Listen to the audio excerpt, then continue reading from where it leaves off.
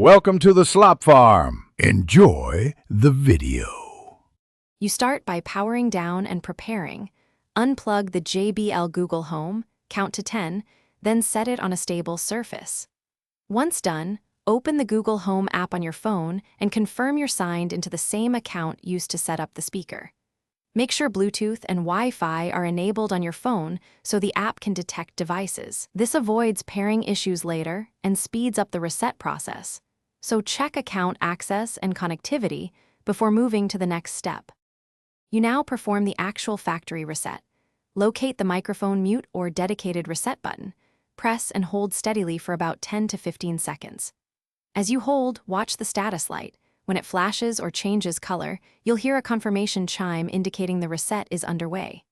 If your JBL model lacks a visible reset button, open the Google Home app, select the device, tap Settings, then choose Factory Reset, follow on-screen prompts. Once the device confirms reset, let it complete without interruption. Once reset finishes, plug the speaker back in and allow a full boot cycle, about 1 to 2 minutes, so services initialize. Then open the Google Home app and add the device again, following the setup prompts to reconnect to your Wi-Fi and reassign preferences. Make sure you reauthorize any linked services. If the speaker won't appear, try a quick troubleshoot. Restart your router, reboot your phone, clear the Google Home app cache, and then retry setup. That single step usually fixes discovery or network errors. Thanks for watching. Consider subscribing if we helped you today.